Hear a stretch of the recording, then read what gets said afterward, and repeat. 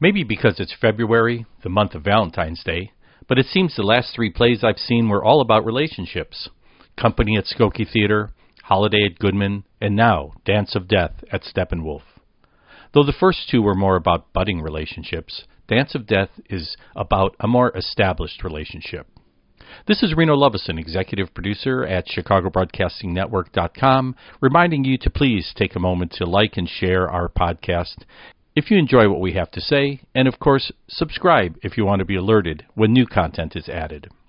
As I've mentioned in previous reviews, I have 2 more plays coming up this weekend, so if you're a current subscriber, there will be a flurry of activity in your inbox from us. But keep in mind, we drop podcasts as things occur rather than on a regular schedule, so it can be rather uneven in terms of frequency. My goal is to also keep my podcast short, generally around 5 or 6 minutes, to provide informative, actionable, and hopefully at least occasionally entertaining advice and insight. The highlight of Dance of Death at Steppenwolf is the outstanding set design of Collette Pollard that dominates the stage.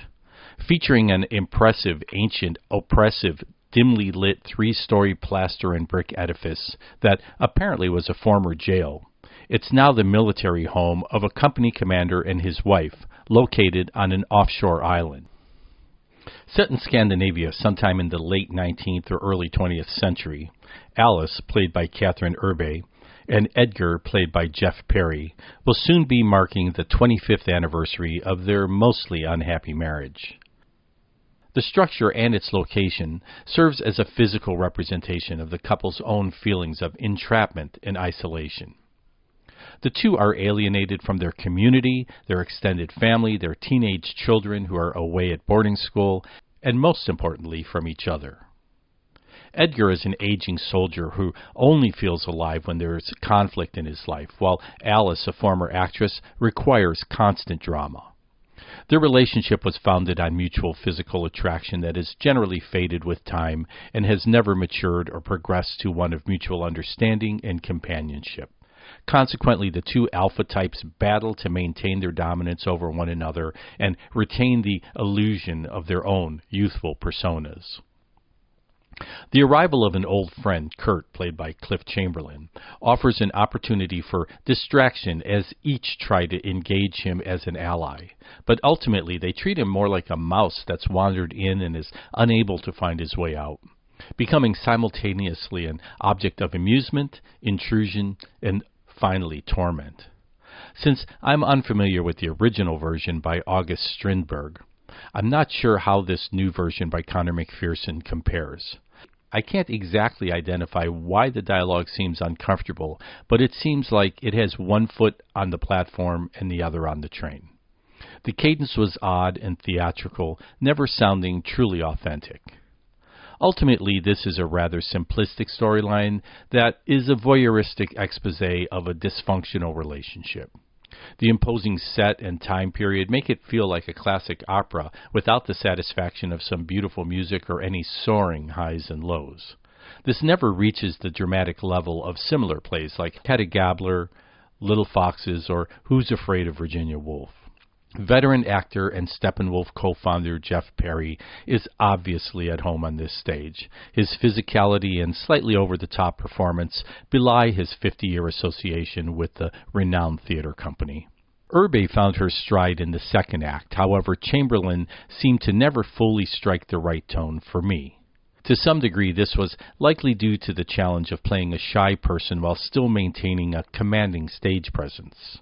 Also, his character is written in such a way that he is full of unresolved backstory that comes across as a fragment from another play. Perry used the whole stage and made his character large. Erbe and Chamberlain often appear to be unsure exactly where they should be, huddling together, talking intimately, and moving tentatively, if at all. Director Yasen Peyankov could easily have improved the situation for both of them. I'm sure this has a lot to do with my own theatrical preferences. Modern actors, especially those more familiar with TV and film, have a tendency to want to stand close and face each other when interacting. On stage, this is not always necessary. You can have some physical separation, and you don't always have to be looking at the person you're speaking with. Speaking away from a person and toward the audience makes it easier to understand the dialogue and often adds dramatic effect. In the real world, people rarely simply stand face to face and converse. They're often engaged in another activity or move about when speaking. Having some physical distance also encourages actors to project their voice without sounding unnatural. The costume for the captain by Anna Kuzmanic and the lighting of Lee Fiskness, including the in-the-floor lights and outside ambient lighting, were very effective.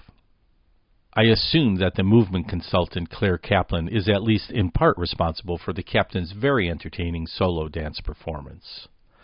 A story of narcissistic marital conflict, it's not all doom and gloom.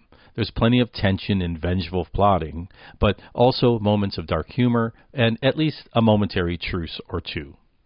This had some good moments. The set design is awesome. It's a bit long, and the play overall is just not as satisfying as I had hoped.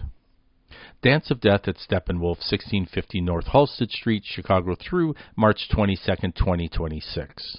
Runtime is about 2.5 hours with 1 intermission. For tickets, visit steppenwolf.org or call 312-335-1650.